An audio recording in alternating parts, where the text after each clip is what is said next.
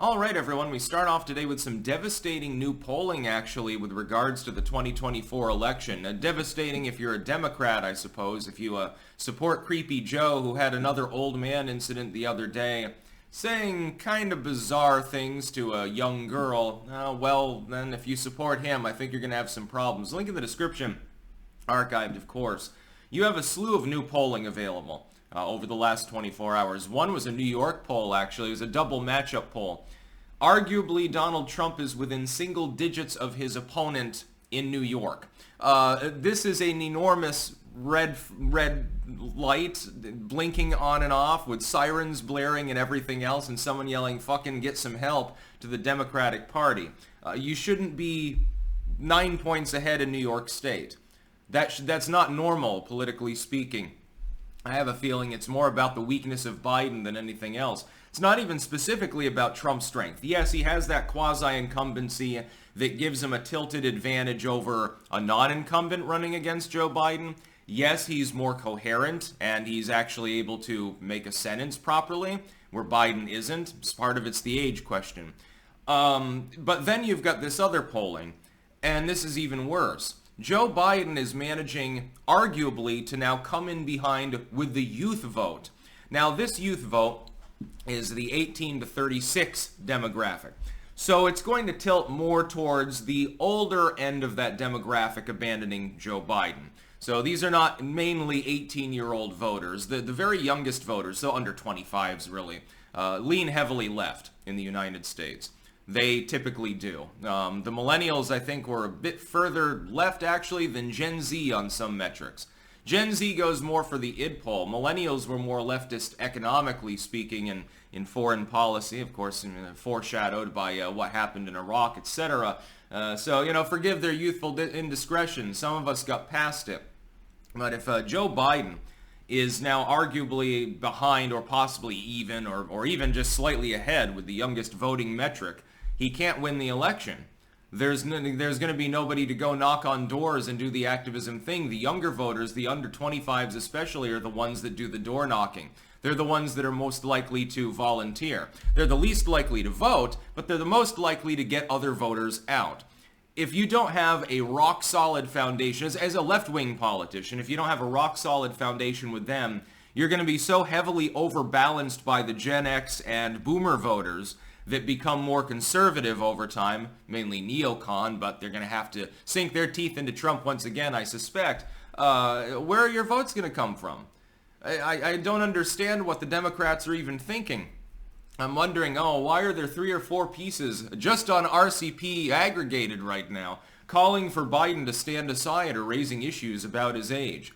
Could it be the fact that they're not speculating that he's capable of winning? Have you seen the betting odds lately? Donald Trump is outperforming 2016 Donald Trump by a solid 4 or 5 points across the board right now, and apparently is competitive now with the youngest voting bloc. Now, that doesn't mean necessarily that in the end that skew happens. I suspect that Biden would still end up edging out Trump. But you should do more than edge him out if you're the liberal politician in the game, because that's just sort of a U.S. tradition. Younger voters tend to be more idealistic, less pragmatic. Less of them have had to pay taxes, etc. As they gain more life experience, they tend to build some wealth, at least, other than us millennials. There's a reason why we're lagging behind in terms of maturity. And as they get older, they abandon some of those left-wing positions. But it's not happening right now. And that's because the liberals are being stupid. I don't mind that. I want Trump back myself. I blossomed early into full maturity, embracing Ron Paul. So that was a while ago. I was still in the youngest voting bloc at the time. I wasn't quite 25. Biden has completely trashed his reputation. His approval is slipping again. It's ponderously low, like historically speaking, very, very low for a president at this point in their term. In fact, I think it might be the lowest in modern history, although don't quote me on that because, of course, Herbert Walker and Jimmy Carter did exist. Jimmy will exist for a little while now that his wife is dead. I suspect he will have a heart attack at some point. They might not have even told him. They're like, well, if we do, that's basically we're committing murder. Biden has no economic chops whatsoever. The economy is a goddamn joke. You've got the border crisis. It's spilled over into blue states, and that explains the New York poll especially. New York City has been overrun by several 100,000 individuals who are not legally entitled to remain in the United States by and large. Few of them are asylum seekers. More of them are just outright illegals. But they're blanketed under Biden's, catch and release policy or his we don't give a fuck policy. I wonder why those blue cities, Chicago, hell, there are probably Chicago voters that are going to be lining up to vote for Donald Trump. Illinois all of a sudden becomes a competitive state or something. I doubt it in this cycle, but it could happen in the future. The longer these problems go unaddressed, and the central problem politically for Biden is he can't really address them, the worse that he's going to do. This is again why I speculate that the Democrats are going to lose bigly in 2024. There's no way he can address the border policy. He either angers the left, again alienating even more of the young voters, to appease the center neolibs that he doesn't have to compete for anyway, because there's no one to compete him for them. So he does that. He goes after the border, or he ignores it, and he keeps it open, and he continuously angers people in certain very important areas in states that are potentially competitive but are becoming less so. If I had to give Greg Abbott, who endorsed Trump the other day, by the way, officially, some advice, would be to send a bunch of those migrants to Virginia and flip the state. You watch, it'll flip the state. You get 50, 60,000 people into the metro zones over there, the DC suburbs especially. You will flip Virginia. It won't go blue in the election if you do that. You're already seeing the hemorrhaging damage, the astronomical, incalculable political damage. We're just talking about politics and strategy right now, so not talking about morals or anything like that. We've already seen it in New York. It's all migrant crisis there.